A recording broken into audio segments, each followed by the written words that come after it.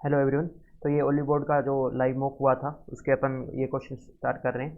तो question number 1 कह रहा है कि W X Y Z is cyclic quadrilateral. ठीक है, डायगोनल दे रखा है W Y and Z X intersect कहाँ पे कर रहे हैं, each other at M. X M Y दे रखा है आपको 126, एम वाई जेड 40 है। Then what is the measure of Y W X. तो सबसे पहले अपन को क्या बनाना है कि साइक्लिक क्वाड्रिलेटरल बनाना है। और साइक्लिक क्वाड्रिलेटरल में क्या होता है कि आमने सामने के एंगल कितने होते हैं, 180 डिग्री। तो डब्ल्यू एक्स वाई जेड मैंने बना लिया, डब्ल्यू एक्स वाई जेड। अब डायगोनल कितना है, W Y and Z X, ये जेड एक्स हो गया हमारा। इंटरसेक्ट कहाँ पे कर रहे हैं, एम पे, तो एम ये रहा। ठीक है, एक्स एम वाई कितना दे रखा है, एक्स एम वाई, एक्स और ये एम और ये वाई, तो ये कितना दे रखा है 126 डिग्री। एम वाई जेड कितना दे रखा है, देखो एम, ये रहा एम, वाई और जेड, ये कितना है, ये है 40 डिग्री। ठीक है, तो इसको 40 डिग्री मान लो सर। तो ये हो गया हमारा M Y Z 40 degree. What is the measure of Y W X, Y W और एक्स, वाई डब्ल्यू एक्स, ये आपको बताना है। इसे मैंने मान लिया किसको, टी मैंने मान लिया। अब साइक्लिक क्वाड्रिलेटरल क्या होगा कि आमने सामने के 180 डिग्री होते हैं। और साइक्लिक क्वाड्रिलेटरल में क्या होता है कि चारों वर्टेक्स से क्या होता है, एक सर्कल पास आउट करता है। ठीक है, अब देखो ये जो आर्क है वाई एक्स से डब्ल्यू पे टी एंगल बन रहा है, तो वाई एक्स से जेड पे भी क्या बनते हैं, टी एंगल बनेगा। क्यों, क्योंकि सेम चाप से सरकमफेरेंस पे सेम एंगल बनता है। आपको आपने थ्योरम ये पढ़ रखी होगी। ठीक है, तो अब ये देखो कि 40 और टी और ये एक्सटीरियर हो गया, यानी ये एक ट्रायंगल इस प्रकार से बनता है 40, ये कितना है टी, और ये कितना हो गया 126। ठीक है, तो एक्सटीरियर एंगल प्रॉपर्टी लगा दो, 40 plus T is equal to कितना हो गया 126। तो टी की वैल्यू कितनी आ गई यहाँ से 86 डिग्री। ठीक है, तो हमारा आंसर हो गया 86। नेक्स्ट क्वेश्चन पे चलते हैं। क्वेश्चन नंबर 2 कह रहा है two bikes are moving in the same direction while one is lagging behind and the other supervising is observing by standing on the top of a tower of height 75 meter. Find the distance between the bikes at the instant when the angle of the sight of the two bikers when they were both looking at the supervisor visor were found to be 30 and 40। देखो कुछ नहीं है, कह रहा है कि एक supervisor बैठा है कहाँ पे, हाइट पे, यहाँ पे 75 मीटर हाइट पे एक बंदा बैठा दिया। अब क्या है कि दो बाइकर है ना, दो बाइकर आ रहे हैं। तो जो अब किसी पॉइंट पे या मान लो एक बाइकर ये B1 हो गया और ये बाइकर B2 हो गया। ठीक है, तो यहाँ से वो कह रहा है कि इससे एंगल बन रहा है 45 और इससे बन रहा है 30। ठीक है, ये 30 डिग्री बन रहा है। अब ये डिस्टेंस आपको बता देनी है D। ठीक है, तो अब 45 में क्या होता है 1/√2, यानी ये 75 तो ये भी 75। ठीक है, अब 30 में क्या होता है, 30 का रेशियो आपको पता होना चाहिए, 30 के सामने 1, 60 के सामने √3, 90 के सामने 2, तो ये 75 है तो 60 ये पूरा हो गया। ठीक है, यानी ये पूरा कितना हो गया, ये पूरा हो गया 75√3। ठीक है, अब ये पूरा 75√3 है और ये 75 है, तो B1 B2 कितनी आ गई 75√3 माइनस 75। तो ये हमारा आंसर आ गया, option number D. Next question देखते हैं। कह रहा है द बार ग्राफ दे रखा है आपको, the number of the mails and number of females in 6 different coaches in metro. ठीक है, अब क्या करना है, ये देखो कोच 1, कोच 2, कोच 3, ये इस प्रकार से 6 कोच दे रखे हैं। ये मेल को डिनोट करता है, ये फीमेल को डिनोट करता है। ठीक है, अब क्वेश्चन में उसने पूछा है कि difference between the total number of males and total number of females in all 6 coaches. तो ये तो कुछ नहीं करना, टोटल मेल निकाल लेना और टोटल फीमेल निकाल लेना और माइनस कर देना, आपका आंसर आ जाएगा।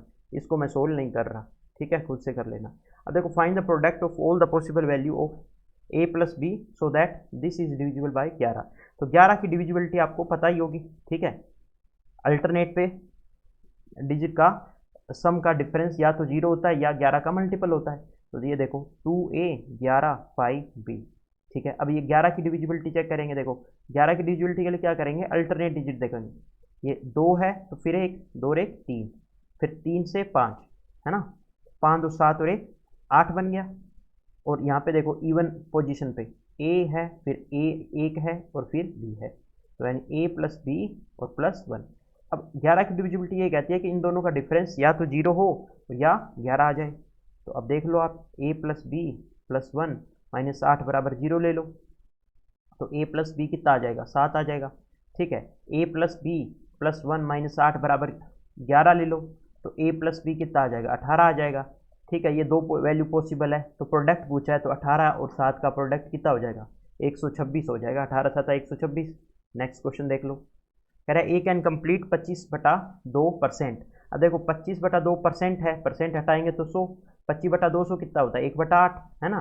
तो ए 1/8 काम कितने दिन में कर रहा है, 2 दिन में। तो ए कंप्लीट काम कितने दिन में करेगा, 16 दिन में। भाई 1/8 काम 2 दिन में कर रहा है, तो पूरा काम तो 16 दिन में करेगा ना। अब देखो 50/3% है, परसेंट हटाओगे तो बटा में 100। अब ये कितना आ गया 1/6। अब बी है वो 1/6 कितने दिन में कर रहा है, 3 दिन में। ठीक है, 1/6 काम 3 दिन में कर रहा है, तो बी पूरा काम कितने दिन में करेगा, 18 दिन में। ए कितना काम पूरा कर रहा है, 16 दिन में। तो इनका एलसीएम ले लो, 16 इंटू ये कितना हो गया 9। अब देखो टोटल वर्क आ गया 16 निमा और 18 से कटेगा तो ये आएगा 8। अब उसने ये क्वेश्चन में क्या बोला है, क्वेश्चन में ये बोला है कि दे टुगेदर वर्क 6 डेज, बाद में बी छोड़ के चला गया, A alone will complete the remaining work, है ना। तो 6 दिन में कितना कर देंगे, ए प्लस बी, 9 और 8 कितना हो गया 17, 6 दिन में कितना करेंगे 102। ठीक है, टोटल काम 16 निमा 144। अब ये तो टोटल वर्क हो गया, और ये 6 दिन में काम हो गया, तो बच गया कितना 144 माइनस 102 करोगे तो यानी 42। अब ये 42 काम कौन करेगा, क्योंकि बी तो छोड़ के चला गया, तो 42 काम कौन करेगा, 42 यूनिट काम ए करेगा, है ना। तो 42/9, तो ए को रिमेनिंग वर्क करने में इतने दिन लगेंगे। अब इसे काट लो, 14 तिया 42 और 3 तिया 9, 14/3 डेज। नेक्स्ट क्वेश्चन देखो, कह रहा है the height of a prism is 20 and it's base is triangular shape दे रखा है, वो sides are 8, 15, 17 total surface area of the prism. ठीक है, अब देखो 8, 15, 17 ट्रिपलेट हो रही है ना, 8, 15, 17 ट्रिपलेट होती है। इसका मतलब ये हुआ कि 8, 15, 17 एक राइट एंगल ट्रायंगल बन गया। अब ये इस प्रकार से प्रिज्म है। अब प्रिज्म का टोटल सरफेस एरिया क्या होता है, lateral surface area plus 2 into base area. ठीक है, अब देखो बेस एरिया क्या होगा, बेस तो यही है ना, ट्रायंगुलर शेप में है बेस। तो अब इसका एरिया है 15, 8, 120 का आधा 60, लेकिन 2 इंटू बेस एरिया करना है तो 2 इंटू 60। अब देखो lateral surface area, lateral surface area का फॉर्मूला होता है कि पेरीमीटर ऑफ बेस इंटू क्या करना होता है, इंटू करना होता है हाइट। अब देखो बेस का पेरीमीटर निकाल लो, 15, 8, 23, 23 और 17 कितने हो गए 40। ठीक है, 40 और हाइट कितनी दे रखी है 20, तो ये टोटल कितना हो गया 800। अब ये 800 और ये 60 दूनी 120, तो 800 प्लस 120 कितना हो गया 920। ठीक है, बस आपको ये फॉर्मूला पता होना चाहिए, फॉर्मूले नहीं फिर तो वैल्यू ही पुट करनी है, आंसर आ जाएगा। नेक्स्ट क्वेश्चन देखते हैं। नेक्स्ट क्वेश्चन कह रहा है ए मैन वॉक से distance from point A to B, किस स्पीड से 18 की स्पीड से, 18 किलोमीटर पर आवर से गया। फिर कह रहा है वापस आया बी से ए की स्पीड में, बी से ए में 24 की स्पीड से, और इसको टोटल टाइम लग रहा है कितने 7 घंटे लग गए। ठीक है, तो दूरी पूछिए आपसे, है ना। तो आप मेरे को ये बताओ सर कि एक फॉर्मूला होता है DST, distance is equal to क्या होता है स्पीड इनटू टाइम। अब ये डिस्टेंस तो कांस्टेंट है, इसका मतलब स्पीड और टाइम एक दूसरे के अपोजिट होंगे। इसका मतलब स्पीड का रेशियो कितना है यहाँ पे देखो 18 और 24 का, मतलब 3 और 4 का। स्पीड का रेशियो 3 और 4 का है, तो टाइम का रेशियो क्या आएगा, टाइम का रेशियो आएगा 4 और 3 का। ये टाइम का 4 और 3 का है। अब टोटल टाइम यहाँ पे देखो कि 7 यूनिट है। अब ये 7 unit is equal to total time लग रहा था कितना इनको 7 घंटे, तो 7 unit is equal to 7 hour, तो 1 unit is equal to 1 hour. ठीक है, तो यहाँ पे 4 घंटे हो गए और यहाँ पे 3 घंटे हो गए। ठीक है, तो यहाँ पे इसको 4 आवर लग रहे हैं, यहाँ पे 3 आवर लग रहे हैं, तो टोटल यहाँ से निकाल लो चाहे यहाँ से निकाल लो, डिस्टेंस तो कितनी आनी है 72 आनी है। नेक्स्ट क्वेश्चन देखो, कह रहा है शॉपकीपर परचेज कर लेता है भैया some number of article for 2700 and he sell 2/5 of them at 10% profit, at what percent should he sell and rest article to gain overall 15%। देखो इस 2700 का कोई रोल ही नहीं है, इसको छोड़ दो, क्योंकि हमसे ओवरऑल तो परसेंटेज ही पूछा है। अब देखो टोटल मैंने मान ली कि 5 यूनिट है उसके पास, ठीक है, या 5 आर्टिकल है, उसमें से 2 आर्टिकल पे तो उसने 10% प्रॉफिट कमाया, और बचे हुए 3 आर्टिकल पे हमें नहीं पता, लेकिन ओवरऑल कह रहा है 15% प्रॉफिट कमाया। तो अब 5 आर्टिकल पे 15% कमाया, तो हर एक पे 15% कमाएगा, तो ओवरऑल तो 75% हो गया। अब इस पे 2 आर्टिकल पे 10-10 लग रहा है, तो यानी 20 तो ये हो गया हमारे पास, तो बच गया कितना 55। अब ये 55% कहाँ से आएगा, 55% यहाँ से आएगा। यहाँ पे कितने आर्टिकल का, यहाँ पे टोटल आर्टिकल है 3, ठीक है, तो 55, तो एक पे कितना लगेगा 55/3। अब ये कितना हो गया 18 या 54, 1/3, 18 से 1/3% हमारा आंसर आ गया। ठीक है, ये रहा हमारा आंसर। ठीक है, नहीं तो आप बेसिक से करना चाहो तो उससे भी कर सकते हो, लेकिन ऐसे करोगे तो आपको सोल ही नहीं, कैलकुलेशन करनी ही नहीं पड़ेगी। ठीक है, नेक्स्ट क्वेश्चन देखते हैं। कह रहा है in triangle A B C, ये देखो A B C, A B और ए सी का रेशियो दे रखा है 7 और 3, बी सी कितनी दे रखी है आपको x, ठीक है, एंड सी ई कितनी दे रखी है y, B A is produce to D, देखो B A is produce to D, मान लो यहाँ तक आ गई बी ए, ठीक है, और बी सी को प्रोड्यूस कर दिया कहाँ तक, ई तक। ठीक है, अब कह रहा है which of the following is correct. Okay, B is produce to D and angle bisector क्या है सी ए डी। अब देखो सी ए डी, ये एंगल बाइसेक्टर हो गया हमारा। ठीक है, तो एक्सटीरियर एंगल यहाँ पे प्रॉपर्टी लग जाएगी, कुछ है ही नहीं क्वेश्चन में, ये एक्सटीरियर एंगल प्रॉपर्टी यहाँ पे लग जाएगी, ये एक्सटीरियर एंगल बाइसेक्टर हो गया हमारा। तो आपको पता होना चाहिए क्या होगा, सी ई दे रखा है आपको वाई। ठीक है, तो ये फॉर्मूला पता होना चाहिए, ए बी और A C is equal to what, B E और सी ई। ठीक है, तो यानी 7/3 is equal to what, is equal to है एक्स प्लस वाई, और सी ई कितना है वाई, तो वाई कितना है 3, एक्स कितना है 4, इसका मतलब कौन बड़ा हुआ, एक्स बड़ा हुआ किससे, वाई से। यही हमारा आंसर आ गया। नेक्स्ट क्वेश्चन देख लो,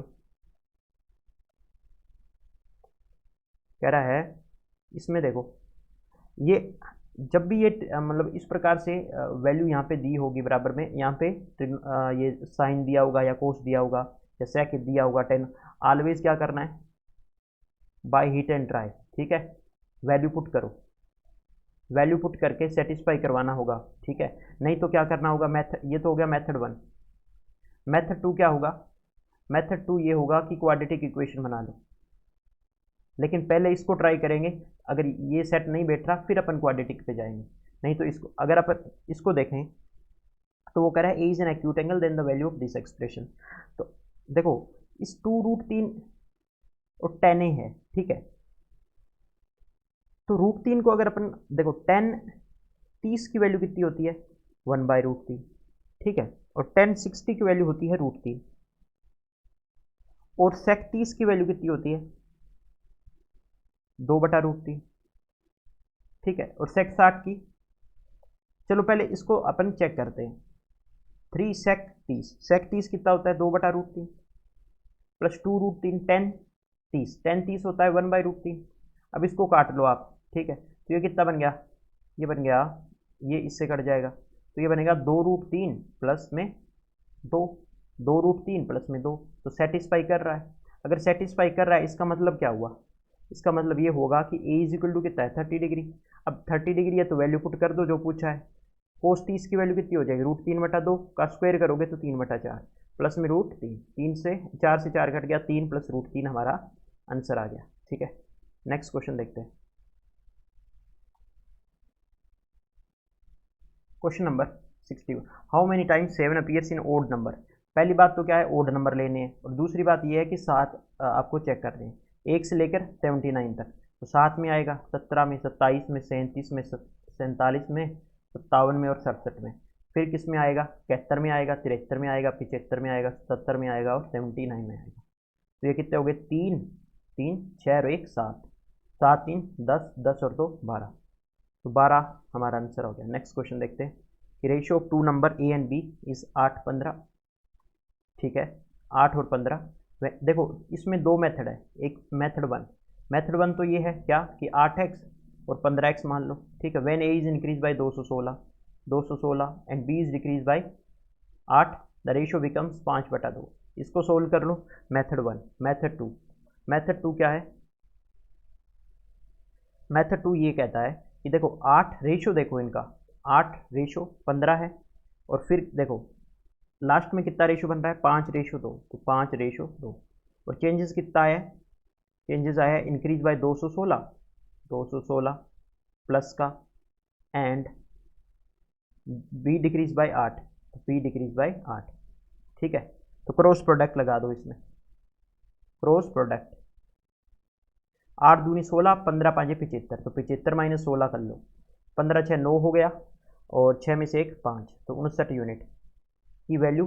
216 को 2 से करो 432 आ गया, प्लस 8 5 40, तो ये आ गया 472। तो ये 8 का 8 टाइम्स पे जाएगा, ठीक है। तो ये ए था और ये बी था, तो 8 टाइम्स है तो 8 यूनिट की वैल्यू 64, ए बराबर 64 हो गया और बी बराबर 15 8 120, ठीक है। अब उसने क्वेश्चन में पूछा है ए प्लस बी और बी माइनस ए प्लस बी करोगे तो कितना आ गया 4 और 12 6 18, बी माइनस ए करोगे तो 10 में 4 6 और 11 में 6 5। अब इनका रेशो पूछा है तो रेशो निकाल लो, बस बात खत्म। 4 चौके 16, 2 24 और 14 चौके 56, इसका आधा 23, इसका आधा 7, 23 और 7। ये क्रॉस प्रोडक्ट अगर आपको समझ में ना आया तो इस मेथड से बेसिक से भी कर सकते हो। नेक्स्ट क्वेश्चन देखते हैं, question number 63। The average of 36 even number is 251, then find the third highest number. देखो 36 नंबर दे रखे हैं, 36 नंबर का एवरेज का मतलब क्या होता है? एवरेज का मतलब यही होता है कि बीच वाला, अरे हाँ या ना, बीच वाला एवरेज ही होता है। अब देखो 18 नंबर इधर है, 18 नंबर इधर है, 18 नंबर 18 नंबर। अब मान लेते हैं ये एवरेज होगा और एवरेज दे रखा है कितना 251, 251 और इसका मतलब ये 19वां नंबर कितना होगा, 19वां नंबर जो होगा वो कितना होगा, एक ज़्यादा यानी 252 होगा। अब ये 252 है 19वां नंबर, ठीक है। इस 252 के बाद में कितने नंबर और बच गए, 17 नंबर, ठीक है। तो यानी 17 नंबर, अब एक नंबर पे क्योंकि ये इवन नंबर है तो 2 का गैप आएगा, तो 17 नंबर पे 2 का गैप कितना होगा, 17 दूनी 34, यानी हाईएस्ट नंबर कितना होगा, हाईएस्ट नंबर हो जाएगा मेरे भाइयों 252 प्लस में 34 यानी 286। अब हमें हाईएस्ट नहीं पूछा, उसने पूछा थर्ड हाईएस्ट, ठीक है। अब दो का गैप कम कर दो, 286 तो हाईएस्ट है, फिर इससे कम 284, फिर इससे कम 282, तो थर्ड हाईएस्ट हो गया 282। नेक्स्ट क्वेश्चन देखो, कह रहा था interior angle of polygon is 7/2 times of its exterior angle, ठीक है। अब आपको एक फॉर्मूला पता होना चाहिए कि इंटीरियर एक्सटीरियर टोटल कितना होता है 180 डिग्री। अब देखो कि इंटीरियर अगर मैं मानूँ 7 तो एक्सटीरियर कितना होगा 2। अब 9 यूनिट की वैल्यू कितनी हो गई 180, 1 यूनिट की वैल्यू 20, तो 20 आते 140 और 20 दूनी 40। अब ये एक्सटीरियर एंगल आ गया है ना। अब एक्सटीरियर एंगल टोटल कितना होता है 360, ठीक है।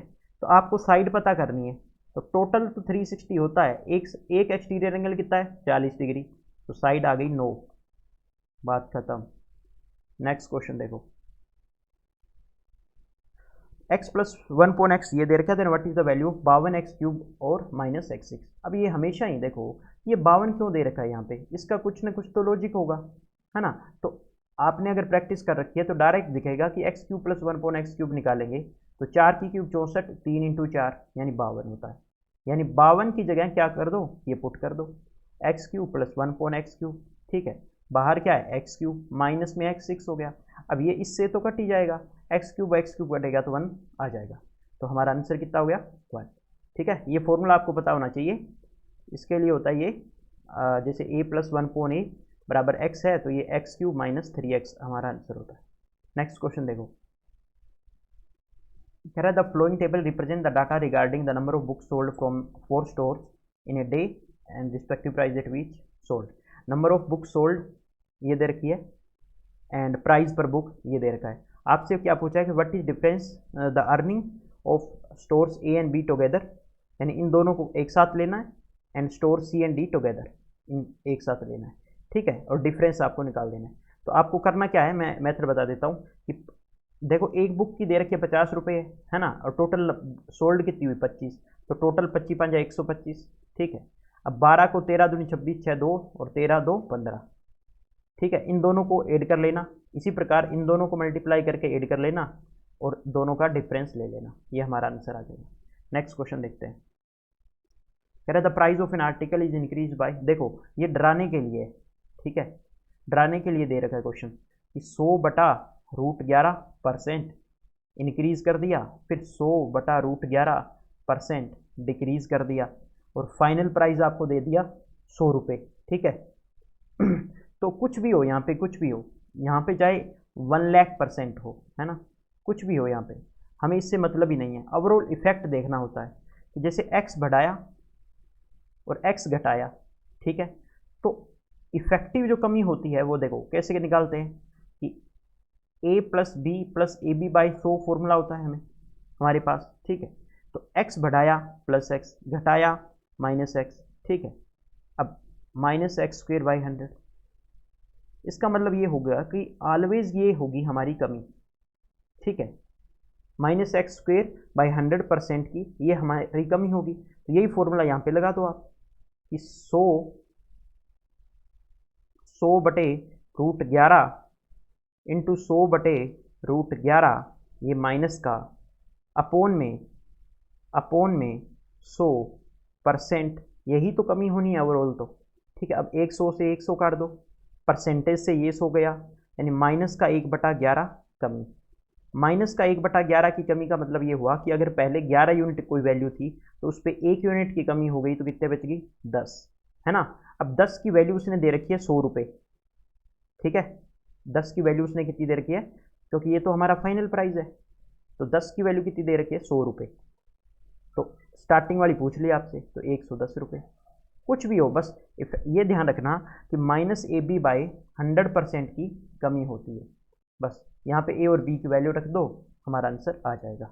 110 कहाँ पे है, वही हमारा आंसर है। नेक्स्ट क्वेश्चन देखते हैं।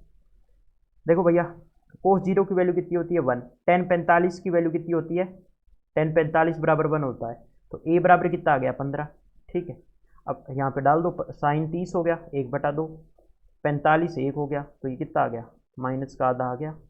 नेक्स्ट क्वेश्चन देख लो, कह रहा है, देखो इसमें क्या करना होता है कि ऑलवेज हमें सेटिस्फाई करवाना होता है, ठीक।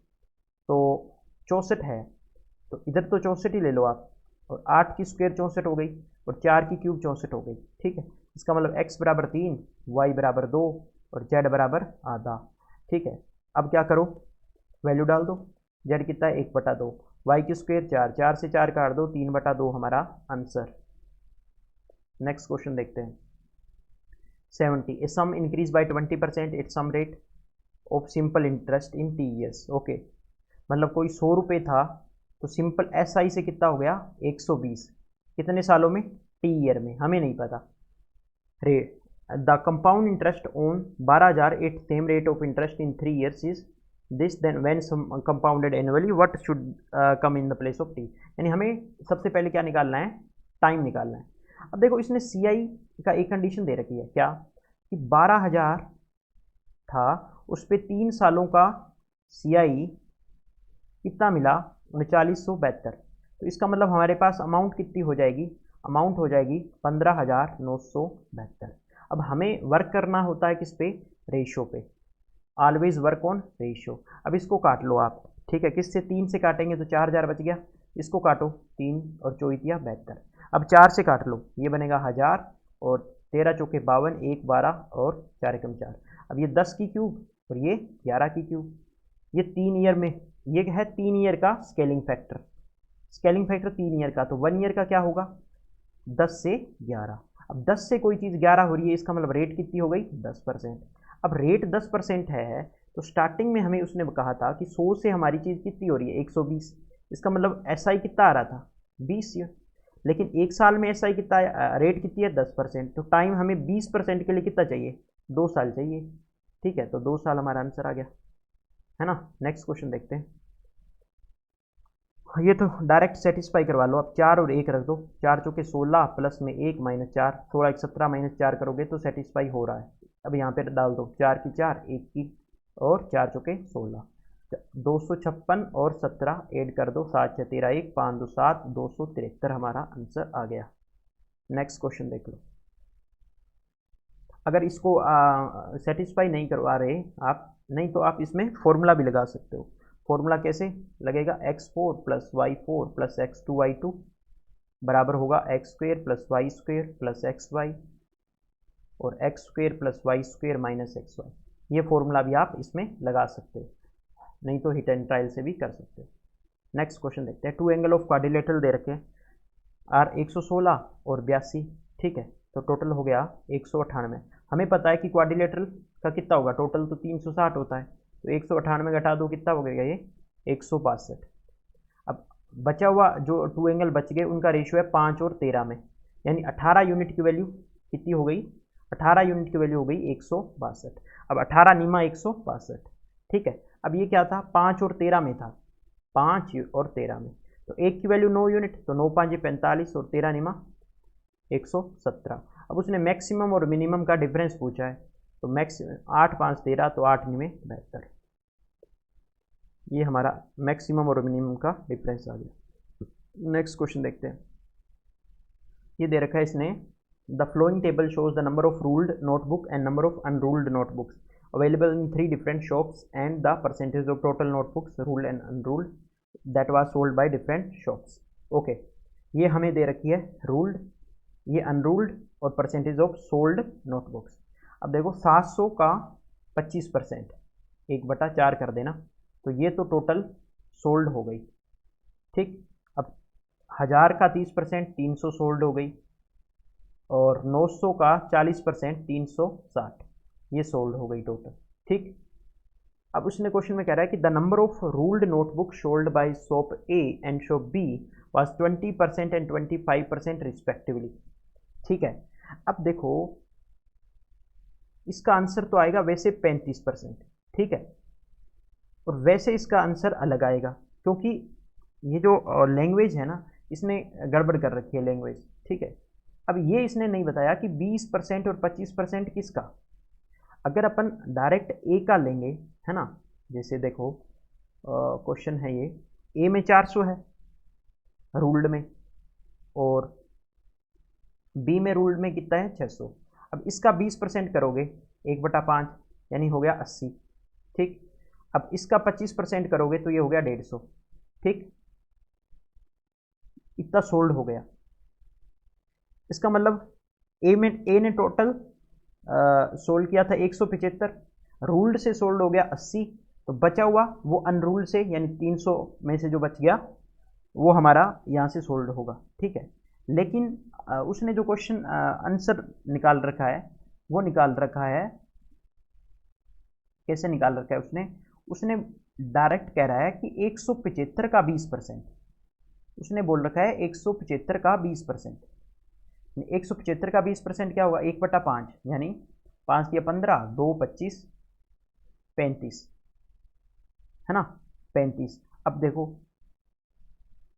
ए का 20% हमने निकाल लिया, मतलब इस सोल्ड का 20% हमने निकाल लिया, कितना आ गया 35। अब बी का भी सोल्ड, बी में कितनी हुई सोल्ड 300, 300 का 25% निकालोगे तो 25 दिया 75। ठीक है, 25 दिया 75 आ गया। ठीक, अब ये तो ए का हो गया और ये बी का हो गया। अब ओवरऑल जो बच गया देखो 175 और 35, तो 175 माइनस कर दो 35, तो वो किसने बेचा, वो अनरूल्ड। 5 5 0, 140 यहाँ से आ गया, और 300 में से 75 तो बच गया 225। अब उसने क्वेश्चन में कह रखा है कि then find the number of unruled notebook sold by shop A and B together. तो ए और बी का टुगेदर कितना हो गया 140 और 225, 5 4 2 6 2 1 3, 365 is what percent of the total number of notebooks in shop ए। अब 365 टोटल नंबर ऑफ नोटबुक्स ए कितना है 700, 700, 7 5 35, 1 15, 7 दूनी 14, 1 10, 7 एकम 7 और 7 चौका 52.14%। ठीक है, लेकिन वैसे ये रॉन्ग क्वेश्चन है लैंग्वेज के अकॉर्डिंग। ठीक है, उसने ये नहीं बताया कि किसका 20% और 25%, टोटल सोल्ड का लेना है कि ए और बी का, मतलब इसमें से लेना है। ठीक है, तो ये वैसे ये रॉन्ग है, लेकिन अगर ओलीबोर्ड के हिसाब से देखें तो ये 52.14%, इस हिसाब से ये आंसर आ जाएगा। नेक्स्ट क्वेश्चन देखो, selling price of a book is 1980 and cost price of another book is 1980, there is a profit of 10% of first book. देखो 10 से 11 हो गया, और 10 दूसरे पे कितनी हो रही है, लॉस हो रहा है 10%, तो 10 से कितना हो गया 9। अब देखो एक का सेलिंग प्राइस 1980 है, एक का कॉस्ट प्राइस 1980 है, तो इसका सेलिंग प्राइस और इसका कॉस्ट प्राइस दोनों क्या है, सेम है, तो हम भी क्या करेंगे, सेम बना लेंगे। 110 कर लो इसको, इससे 10 से गुणा कर लो, 10 से कर लो, इसको 11 से कर लो, 11 से कर लो। ठीक है, अब ये क्या हो गया 100 से 110, 110 से 99, हमें लॉस कितना हो गया 210 से 209, यानी 1 यूनिट का लॉस हो गया। अब 110 की वैल्यू कितनी दे रखी है उसने 1980 दे रखी है, इसका मतलब 1 यूनिट की वैल्यू हो गई 18, तो हमें 1 का लॉस हुआ, 18 का लॉस हुआ, लॉस ही पूछा था उसने, यही हमारा आंसर आ गया। ठीक है, नेक्स्ट क्वेश्चन देखते हैं। 2 सर्कल दे रखी है, radius 3 centimetre and 4 centimetre intersect each other such that bigger circle passes through the center of the smaller circle, the length of the common tangent is L, the value of L square। Okay देखो question बहुत ही easy सा है। एक question ये दे रखा है and इसके centre से इस प्रकार से ये पास हो रही है। ठीक, ये देखो आप इस प्रकार से। ओके,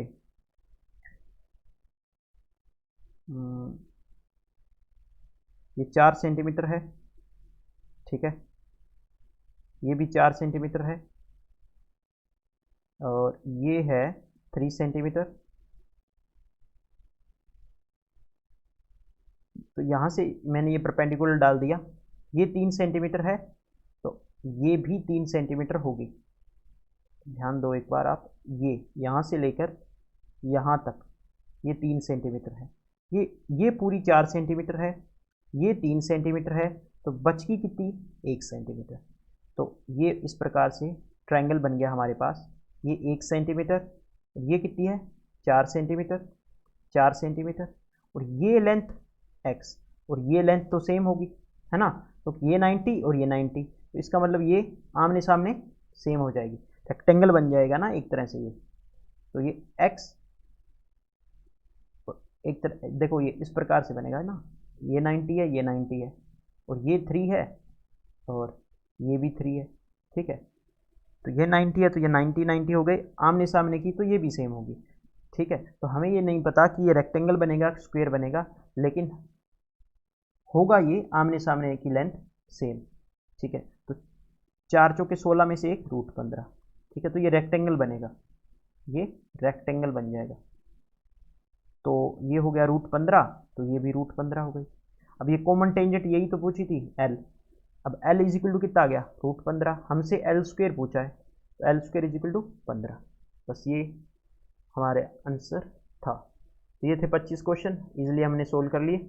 मिलते हैं नेक्स्ट क्लास में। Thank you very much.